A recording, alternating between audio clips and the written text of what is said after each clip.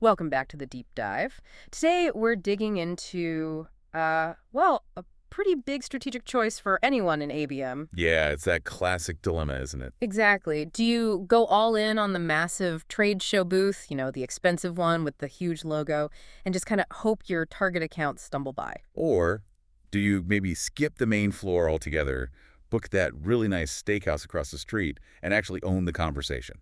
That choice right there feels like it sums up a lot. It really does. Yeah. For ABM teams, that decision can be the difference between just being visible and actually accelerating revenue. We see it all the time.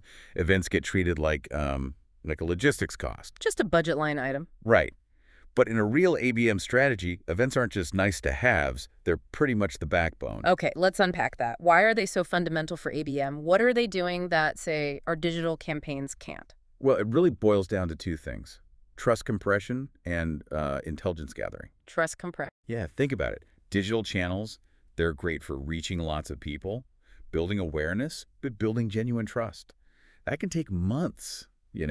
Events, especially the right kind, they squeeze that whole process down, sometimes into just a few hours. And the intelligence part. That's maybe even more critical. You find out who really holds the purse strings, what's actually keeping them up at night, the stuff they never type into a form, and crucially, who else is involved in that decision. You see who they bring along. Got it. So the mission for this deep dive is pretty clear then. We want to give you, the listener, a practical map.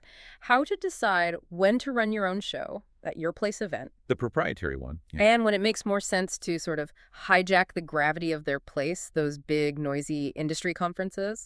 And, crucially, how to plan them, run them, and actually measure if they worked. Not just head count, but real account movement. That's the goal. Shifting that measurement focus away from vanity metrics towards engagement and progression within your target accounts. Which really brings us to why ABM needs this kind of interaction, maybe now more than ever. We've all seen the landscape change, right? Big, complex deals, they need human connection. Absolutely. Digital gets you awareness, sure, but it struggles with those multi-threaded, deep interactions you need to de-risk a deal late in the cycle. And that needs a totally different way of measuring success. Completely different. In ABM, you have to measure who from your target list showed up. And critically, what did they do next? Forget total registration numbers or, MQLs. That's old school demand gen. We're tracking account movement, velocity. Precisely. And there's data backing this shift up, isn't there? I saw something from Forrester. Oh, yeah, the finding about the fastest growing event type. That's the one. It's not the mega conference anymore. It's actually the small owned or hosted in-person event, like under 200 people. Which just confirms the whole ABM idea, right? Intimacy converts, smaller crowd, deeper conversations, more focus on the right people in your target accounts. Okay, so let's dive into strategy one. Your place, these high-touch proprietary events. When should teams really be thinking about putting resources here? These are your heavy hitters for late-stage acceleration. Think multi-threading, getting deeper and wider in the buying committee, driving expansion in current accounts, or maybe nailing that crucial executive alignment you need to close a complex deal. When things are hot, complicated, and you need to squash any lingering doubts, that's when you host. Makes sense. Can we break down the formats, maybe by ABM tier? Let's start at the top, one-to-one. Right, your highest value bespoke accounts. Here, the goal is always about co-creation and, frankly, removing all perceived risk. So you're looking at things like dedicated executive briefing center days. EDC days, yeah. Or custom workshops on site with them. Even high-level dinners with your CEO and their CTO. It's about building a shared plan together, definitely not a sales pitch. Okay, moving down a tier to one to few. Those clusters of similar accounts, maybe by industry. Yeah, exactly. Here, the goal shifts slightly. It's more about building consensus and getting that peer validation. So what works? Peer roundtables are great. Organize them around a specific shared problem or pain point within that industry. Or maybe vertical-specific clinics where you feature a really credible customer speaker. Let peers validate your solution, not just you. Reduces the vendor hype factor. Totally. And then you've got one-to-many ABM targeting that larger list of named accounts. The formats here feel broader, right? Webinars, user days. They are, but here's the essential trick. You have to create a genuine VIP track within that larger event. Maybe an exclusive lunch, a special breakout session, something just for your target accounts. Why? Because the goal isn't sheer volume or MQLs. It's about getting hand raises and deeper engagement, specifically from those named accounts. You have to avoid the trap of just filling the funnel with anybody. Okay, let's talk event design. Making these things irresistible, it's got to be more than just good food and a decent venue, right? What really gets a busy executive to show up and engage? Absolutely. First, you have to anchor the entire thing on one urgent, specific problem, something that genuinely keeps your ideal attendee awake at night. So not just a generic product pitch. God, no. If you sell compliance software, the event needs to feel like an exclusive briefing on emerging regulatory nightmares, not a feature list. Second, build credibility like crazy. A panel with an analyst or a respected customer. That's way more powerful than just you talking. Keep it feeling neutral. And you mentioned this idea of designing for memory. I like that. What does it mean in practice? It means creating a standout experience, something guests actually talk about afterwards. And look, it doesn't have to be, Disney-level expensive. It just needs to be distinctive and relevant. Like what? Give me an example. Okay, say your software saves clients, like 50% operational time. Maybe the experiential element is a timed challenge, a complex puzzle, a culinary task, something where they feel the pressure of inefficiency or the relief of speed. Connect the benefit to a feeling, a memory. Ah, I see. Makes it stick. And a key tip we flagged, treat these owned events as intelligence gathering missions. Uh-oh, totally non-negotiable. Don't just see it as a sales hub. The real gold is capturing who came, who they brought with them, the specific questions they asked in Q&A, which sessions they went to. Because that's buying signal data. It's pure buying signal gold. And that intel needs to get to the sales rep, like immediately, so they know exactly how to follow up. If the VP of Ops brings the CFO to your ROI session, that's a huge flag. Okay. That leads us nicely into strategy to their place, leveraging those big third-party conferences. When does this make more sense? This strategy is really good for early-stage air cover, getting your name out there with the right accounts.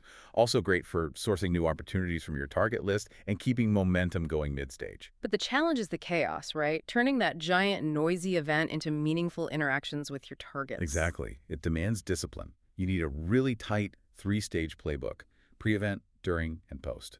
Okay, walk us through the pre-event stage, say starting a month out. All right, T-minus 30 days, down to maybe T-minus 3. Yeah. First, lock down your named account list for that specific show. Prioritize ruthlessly using intent data, firmographics, fit. Then outreach? Hyper-personal. Has to come from the account exec or even a senior leader. No generic email blasts, they just get deleted.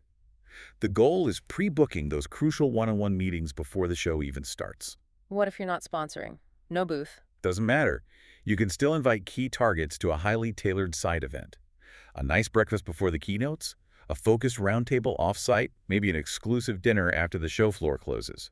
You leverage the event's gravity without paying for floor space, and you offer an escape from the noise. Smart. Okay, during the event itself, how do you cut through that noise and actually connect? You need to create an oasis for your targets. Give them a home base, a private demo room if you can swing it, a hospitality suite, maybe even access to an executive lounge. Whatever it is, you physically pull them away from the chaos. And if you are sponsoring, spend your money on intimacy, not just eyeballs.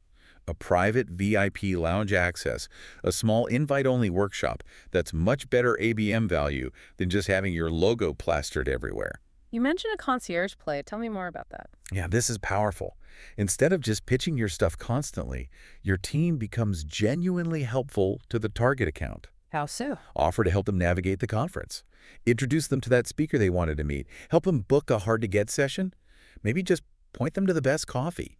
We even knew one company that set up a high-end shoe shine station just for their named accounts. Ah, that's memorable. It builds massive goodwill. It shows you're there to help them succeed at the event, not just sell to them. And guess what? They'll definitely stop by your dedicated space. Okay, and then the follow-up. Within 48 hours, you said. This feels like where a lot of event ROI just evaporates. It absolutely does. Tiered follow-up is non-negotiable. The clock starts the second the event ends. Your A-tier accounts. They get an immediate call, and you propose a mutual action plan. Keep the momentum hot. B-tier. They get a personalized recap, maybe highlighting sessions relevant to them, and a clear offer for a deeper dive, like a workshop, maybe next week. And C-tier. Curated content that's relevant to their potential interest, plus a simple, low-friction next step. And you keep the air cover going with remarketing, and this is key only to the named account attendees. Keep it focused. Okay, so synthesizing this. Owned events build depth, good for late stage. Rented events build momentum, better for early stage and sourcing.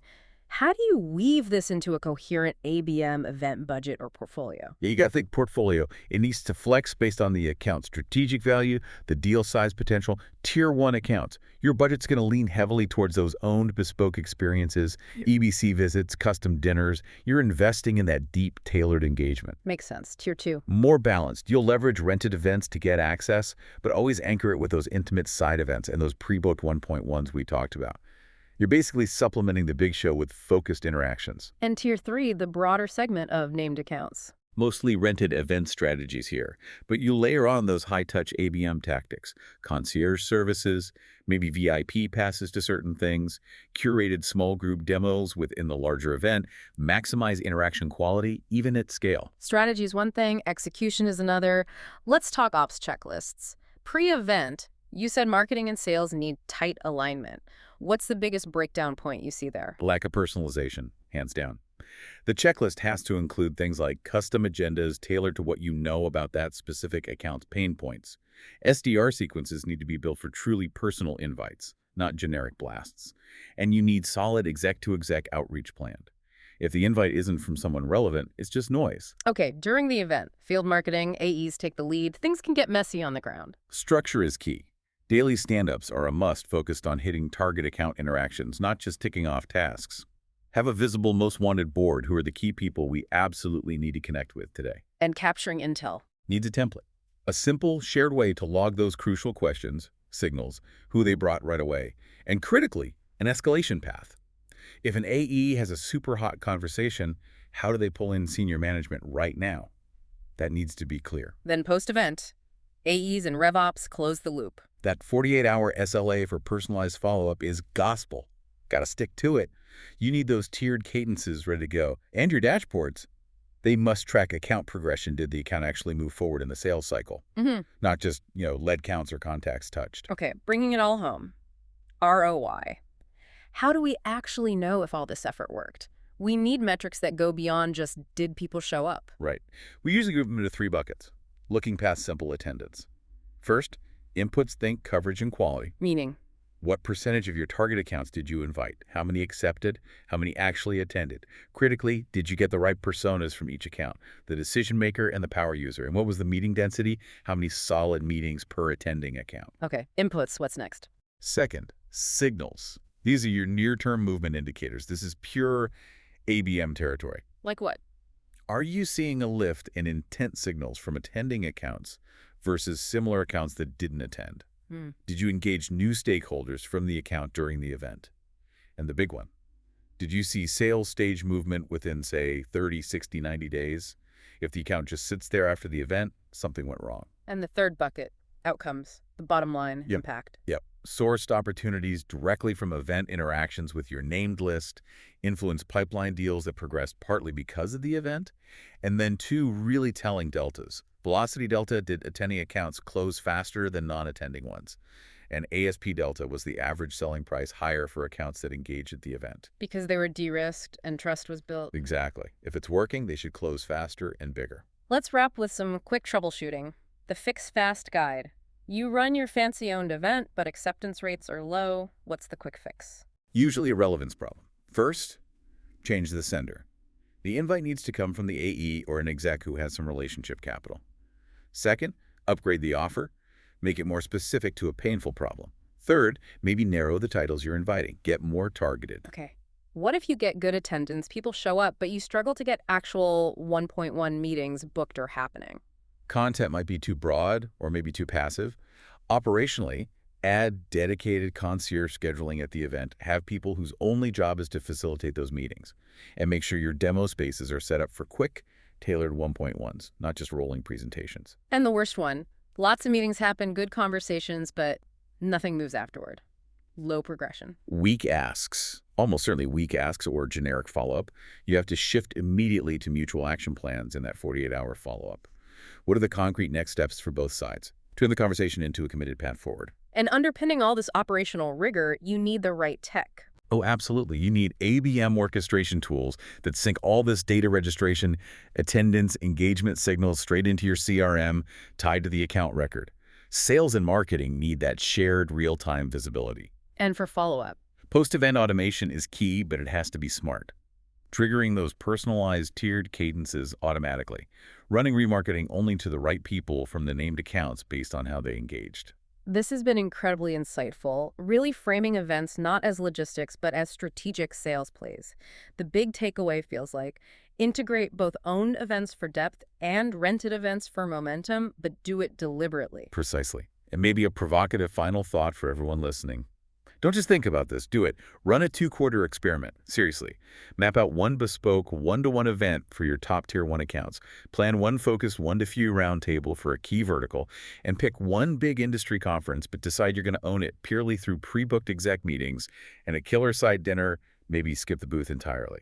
That's a concrete challenge. And if you run that experiment and you don't see that stage progression within 30 days, what's the final piece of advice?